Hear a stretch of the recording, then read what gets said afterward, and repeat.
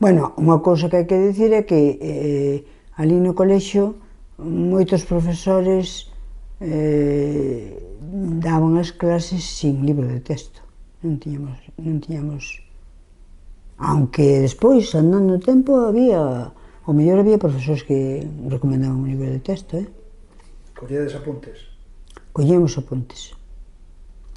E tiveches que aprender a coller os apuntes, non? Sí, claro, eu non sabía coller os apuntes, porque o profesor iba falando e ti había que coller os apuntes según iba falando. En algún viaxe fóramos, por exemplo, bueno, íbamos en grupiños, o mellor íbamos un curso ou dous, porque os cursos eran moi pouco numerosos, en Fincoi.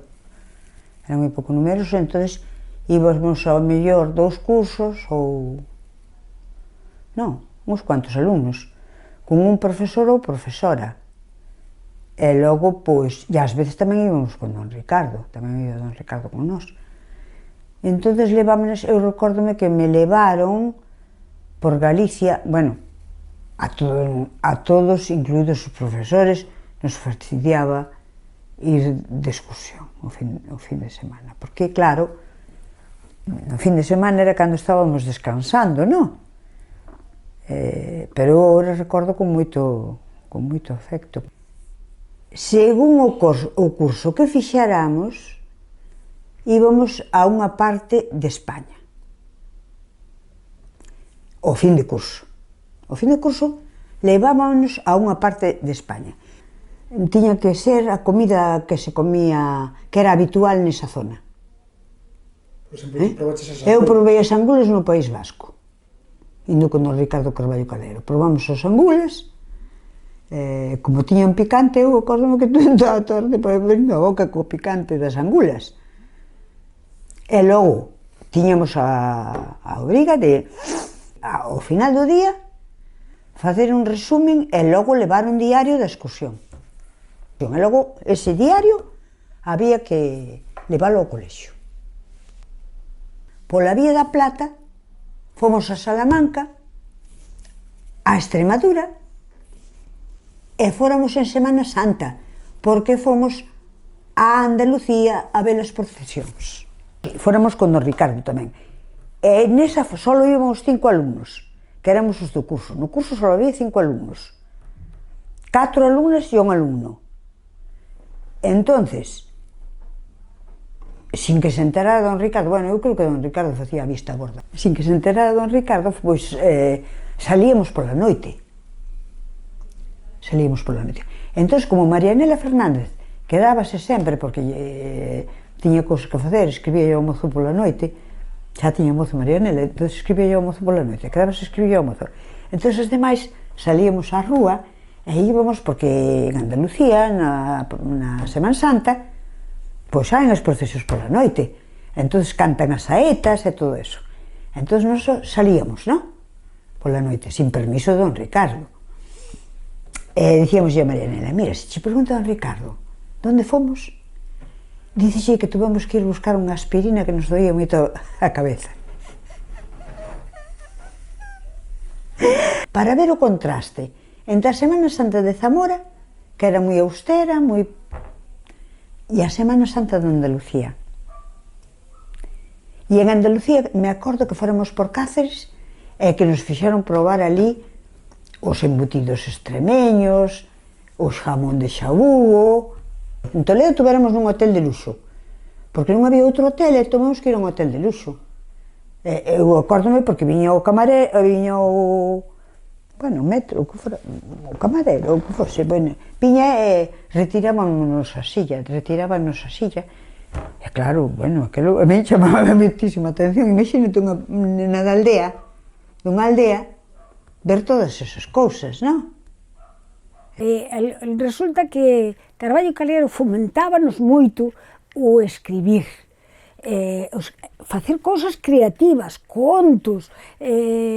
Recordo tamén que fixen unha vez que tamén me ponderou moito, que viña no libro de lingua e de literatura, viña unha, algo que falaba das galiñas, me parece que era, ou de algo así, pero non era como describindo, senón a impresión que lle causaba a unha determinada persoa, e entón eu fixen algo así, a impresión que me causaban a min as pitas tal cual. E gustoulle muchísimo a Carballo, porque como fixen o das pitas e o do galo e todo, e eu que ademais tiñais verdadeira tirria, as pitas pasaba, en Cas Reigosa había un galiñeiro, tiña muchísimas pitas e moitos ovos e todo eso. Entón, eu pasaba camindo o lavadero e pasaba polo medio delas cando estaban comendo o maíz ou tal que lles botaban madriña, e pasaba como unha avioneta, e as pitas eso que me facía a min gracia, non sabes?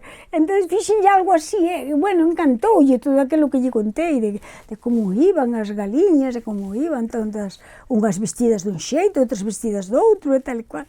E bueno, sempre nos estaba fomentando que fóramos creativos, que fixéramos algo, que tal. Entón eu fixen un conto que era ese de xente nova e leña verde, todo é fume, que é un refrán galego, e sobre ese refrán fixen o conto. Pareceme que está publicado en Vida Galega, pero a verdad é que eu tiña que tela por aí, pero non me acordo nin sei onde a botei.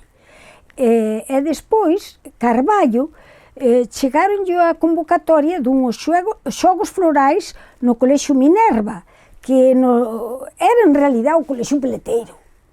Chamabanlle así, pero en realidad era o Colexio Peleteiro. Entón, dixo que había que poñerse a facer uns poemas para eses xogos florais. E como non os acabábamos de levar, un día decidiu que nos encerraba na biblioteca, que era onde, que ali tiñamos que facer os poemas. E ali estivemos nosotros, tal, dalle, e por fin eu acabei por lle facer os 3 poemas que me pediu e deixeillos ali e el mandounos. E cal non sería a miña sorpresa que resultei premiada en lingua galega o 2º premio dos xogos florais do Colexio Minerva. E despois tuve que ir a Santiago a recibir o premio. E foi meu pai comigo e miña irmá estaba ali, xa na universidade, e tamén estaba, e entonces fomos, a entrega de premios foi no Hostal dos Reis Católicos, na parte de abaixo ali, no Hostal dos Reis Católicos. E nada, ali, claro, había premios de literatura en castellano, o castelán, había premios en galego, en fin, entón, pois, a min tocoume dir además íbamos a min tocoume dir con un alumno do Colexio Minerva, que me levou como acompañante, como un galán, que me levaba polo... E fixeron un traxe novo para a ocasión, e alá fun, e lín os poemas, e deron o premio. E nese acto, don Ricardo presentoume a Álvaro Cunqueiro, dicín ali a Álvaro Cunqueiro, porque ele era tamén moi amigo de dar a conocer aos seus alumnos, Entón, a Cunqueiro dixeme, logo tú de onde eres, miña nena? Pois eu son de Cedofeita. Ai, de Cedofeita, dixo, home, pois mira tú por donde, pois eu conocín a un que era cura en Mondoñedo, do Sagrelo, que foi o último en usar, ou levar zapatos con hebillas de plata. Non sei como se dice hebillas en gallego, pero bueno, con hebillas de plata. E iba moi elegante e tal. Dixen, pois eu, eu conozo a familia do Sagrelo, pero ese señor xa non conocín, porque, bueno. E si, andaba co abuelo ás perdices, cando o abuelo era novo e el xa era máis ben entrado en anos. Si, tuvo un accidente, al parecer, por culpa de munición. Bueno, pois... Ese costume das hebillas de plata que... Ese costume das hebillas de plata, non sei se era dos curas solo, ou se era da xente normal. Desde logo o Cunqueiro púxomo como unha cousa xa que no seu tempo xa non era habitual, xa non era normal, era unha cousa insólita levar aquelas sibillas de plata, pero sí, era unha familia moi distinguida, ou que quería ser moi distinguida. Meu pai tamén fala dela nas súas memorias, desa familia. Bueno, uns tuveron máis sorte e outros menos sorte, en fin, naquela familia. Pero, efectivamente, Álvaro Cunqueiro conocía ben, e nada, tivome gracia conocer a Álvaro Cunqueiro, porque eu lera allí algo de Merlín e familia, esas cousas que... Pero a verdade é que non o coñecía, coñecí no libro. El estivo moi amable comigo. Sí. E despois eu esquecinme de ir buscar a miña irmá e a meu pai, que fume despois máis tarde.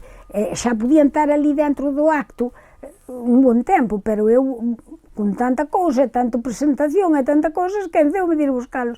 E a miña irmá riñeume, carai, e dixo, pero bueno, que fixexe que non viñeche buscarnos, estamos aquí de pampos.